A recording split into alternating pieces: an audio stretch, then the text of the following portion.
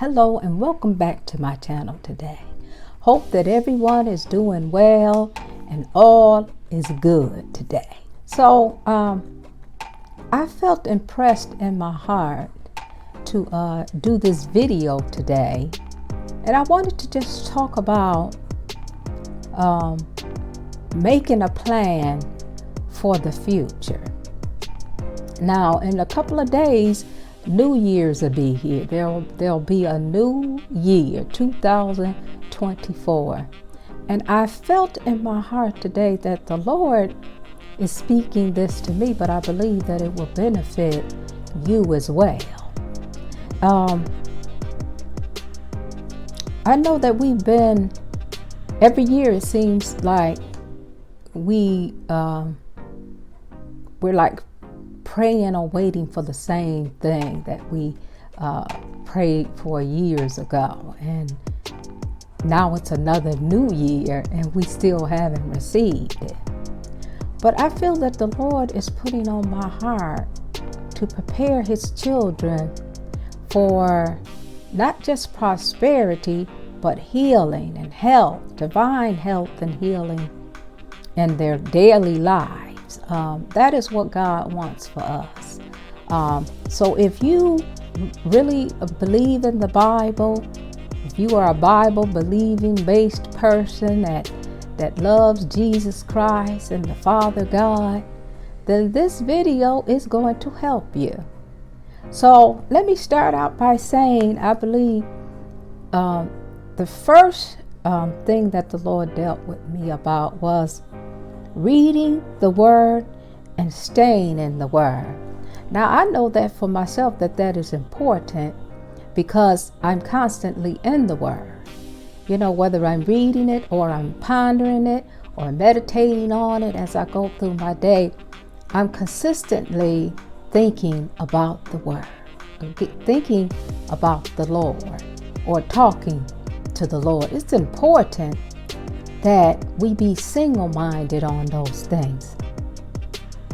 So I believe that God wants us to start reading the Word, and not only reading it, but getting it inside of you, where if someone comes and says to you something contrary to the Word of God, you will know who that is.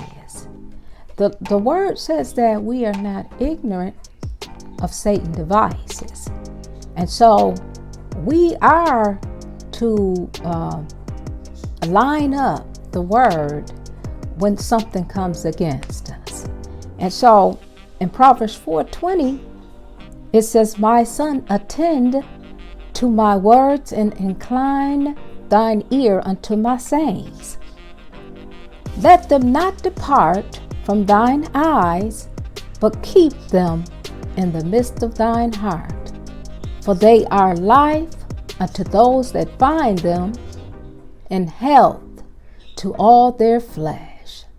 You see, God shows us right here is that we are supposed to attend to his Word.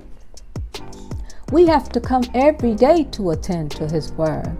It's not just once every week or once every month or maybe on a holiday, but we are supposed to attend to his Word every day. That is how the Word is going to get into your heart, because it's not enough to just read it and then go about your day and then forget what you've read. So that's the number one thing, or first thing, that the Holy Spirit was dealing with me about to give to you. And so in 2 Timothy 2:15, it says for us to study to show ourselves approved, a workman that needed not be ashamed, rightly dividing the word of truth. You see, we have to rightly divide the word of truth. As we read the Word, we rightly divide it. When we're going through something in our everyday life, we look back in our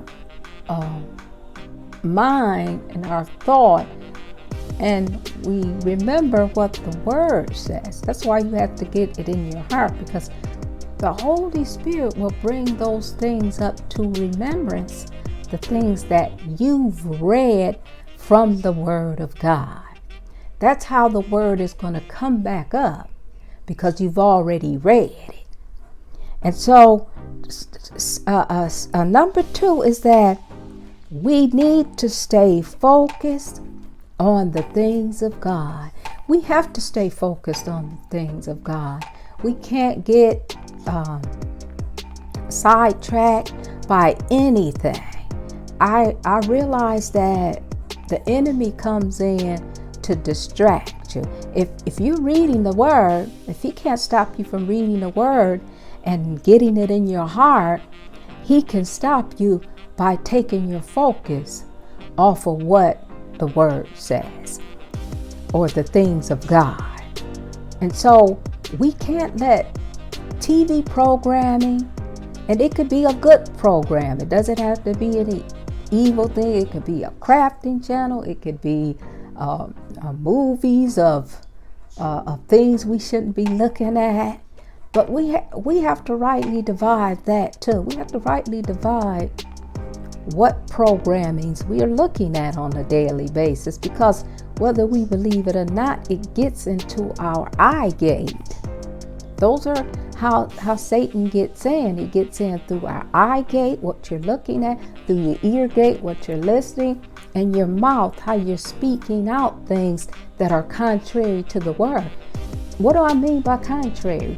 Against what God is saying. If God is saying, by Jesus' stripes you're healed, and you say, oh, I am so sick, I don't see this sickness ever leave, and or allergies, or you're agreeing with the adversary. And so you may not know that that's what you're doing, but you've got to watch your mouth. We all have to do that. Yes, I have to watch my mouth. Now, mind you, you're not going to be perfect, because no one is perfect or is going to be perfect until we go to heaven. And then in that time, we will be perfect as Jesus is. So Colossians 3:2 says that we are to set our affection on things above, not on things of the earth. You have to set your affection on things that are above, and not on the things that are on the earth. That means, not focusing, keeping your mind stayed on things of the world, or you're troubled with things that are happening in your life or someone else's life, or just consumed with your own self.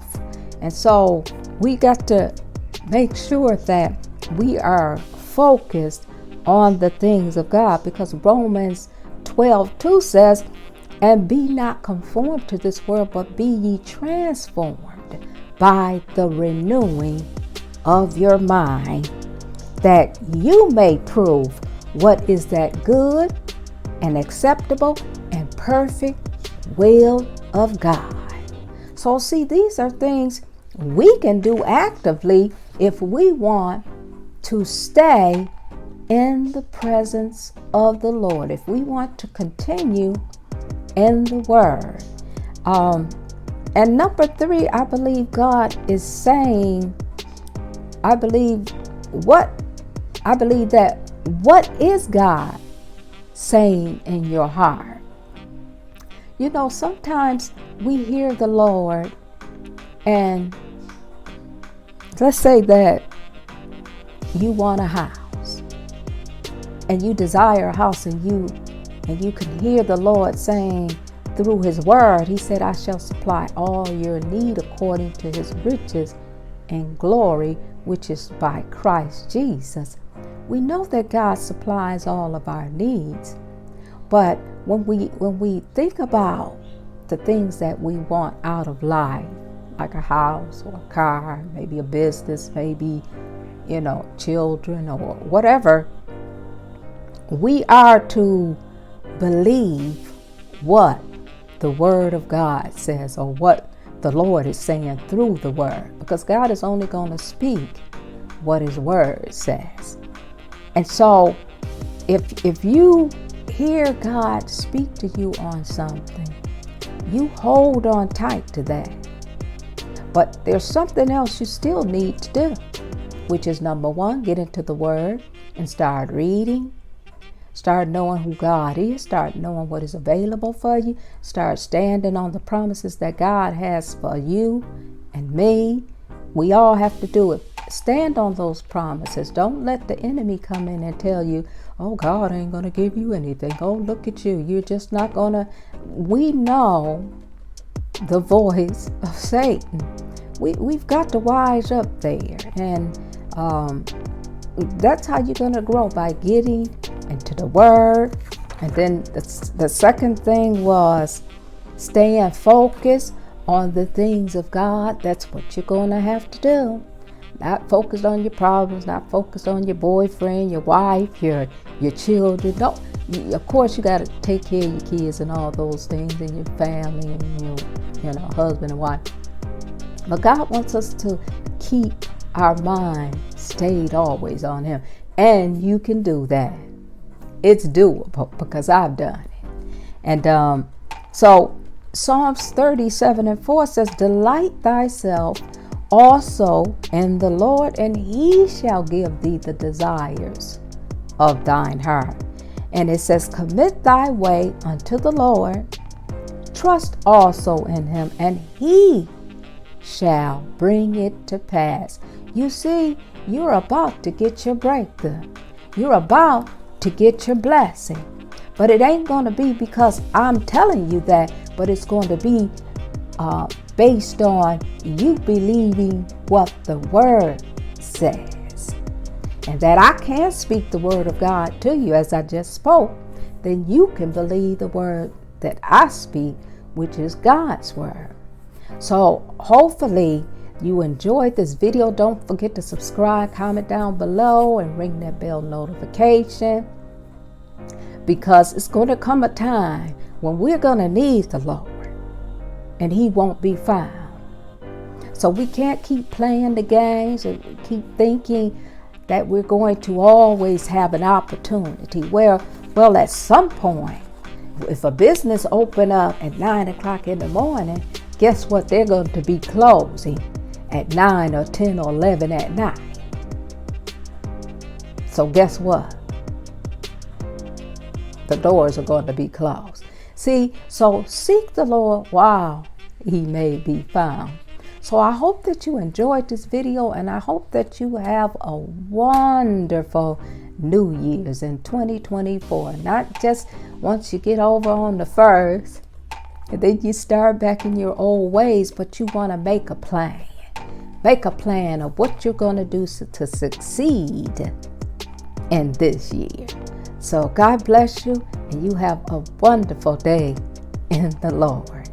Goodbye.